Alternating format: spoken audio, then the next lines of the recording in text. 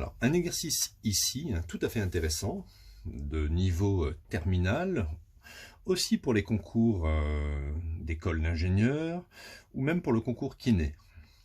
Donc, on a une masse ici, qui se déplace à la vitesse petit v. La masse petit m est inconnue. Cette masse va venir s'entrechoquer avec la masse grand M, qui pèse, elle, 10 kg. Et on a affaire à un choc mou. Un choc mou, c'est-à-dire que cette masse va s'accrocher, comme un velcro. Elle va s'accrocher à la masse grand M et l'ensemble partira après le choc. La question, c'est quelle est la valeur de la masse petit m, sachant qu'il y aura une perte de vitesse de 40% lors de l'accrochage. Lors de cet accrochage, l'ensemble partira avec une perte de vitesse de 40% par rapport à V, forcément. Alors ça a l'air assez compliqué, mais vous allez voir, ça ne l'est pas vraiment. Donc, on sait qu'il y a une perte de vitesse. Donc déjà, on peut faire déjà un petit schéma de ce qui se passe après. Donc ça, c'est avant le choc. Ce dessin concerne avant le choc.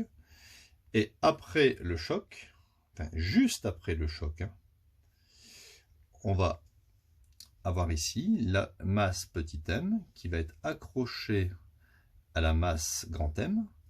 Nous aurons ici un seul système dont la masse sera m plus grand M.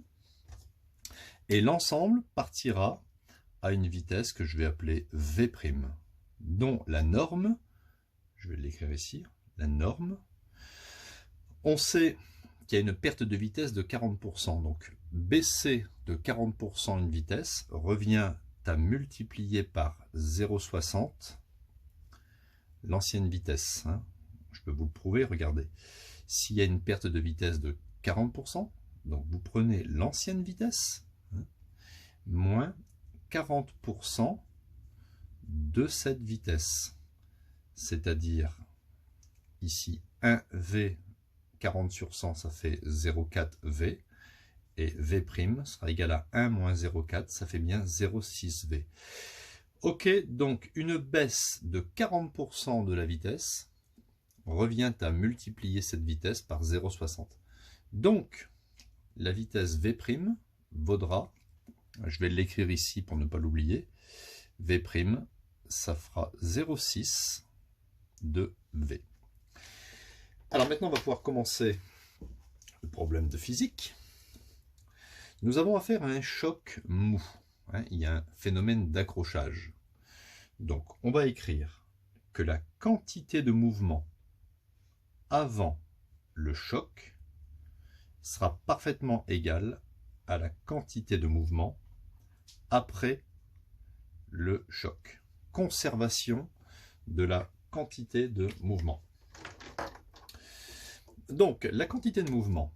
Alors, avant le choc, on sait que la quantité de mouvement, pour cette masse ici, c'est petit m fois v. La quantité de mouvement, c'est mv. Voilà, et pour cette masse, elle possède une quantité de mouvement, donc c'est grand M, et elle n'a pas de vitesse, puisque ici, elle est immobile. Donc, elle a une vitesse nulle.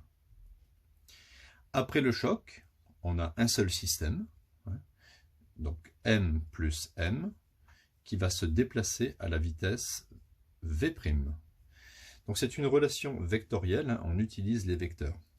Par cette conservation de la quantité de mouvement, on pourra avoir accès à un des paramètres que l'on cherche. Ici, m fois vecteur nul, bien sûr, ça fait vecteur nul, je ne m'en occupe pas. J'obtiens donc mv est égal à m plus mv'. Alors, ce n'est pas demandé, mais regardez, si vous voulez avoir le sens de V', vous pouvez très bien écrire que V' est égal à m petit v divisé par m plus m. Et cette relation vous permet de voir, étant donné que ce coefficient est positif, que V' aura le même sens que V. Si le coefficient avait été négatif, ça aurait été le contraire. Mais ce coefficient est positif. Donc V' a le même sens que V. Lors de l'accrochage, l'ensemble partira vers la droite. Alors ici, c'était juste une petite remarque. Maintenant, je vais projeter cette relation sur l'axe, sur un axe. Alors regardez comment je vais positionner l'axe. Je vais imaginer un axe X, ici, vers la droite. D'accord? Là, c'est l'axe X vers la droite. Donc MV, si je projette, ça va faire M fois la norme de V. Regardez, V a le même sens que X. Si je projette V, ça fait MV. Est égal à M plus M. Et si je projette V', si je projette V', ça me donnera exactement la norme de V'. Regardez, la projection de V', le vecteur V' suit le sens de X, et la norme de V', enfin la projection de V', c'est la norme de V' ici. On continue l'étude. On sait que V', l'ensemble partira avec une vitesse de 0,6 V. Donc je peux écrire M fois V est égal à M plus grand M, et ici 0,6 V, ce qui me permet tout de suite de simplifier par V, pas besoin de connaître la vitesse d'arrivée de la petite masse M. La masse M, petit m, je cherche, est égale à petit m, plus grand M, c'est 10, multiplié par 0,6, ce qui me permet de résoudre une petite équation. Alors ici, ça fait M est égal à 0,6 fois M, donc 0,6 M, plus 0,6 fois 10, ce qui me donne 6.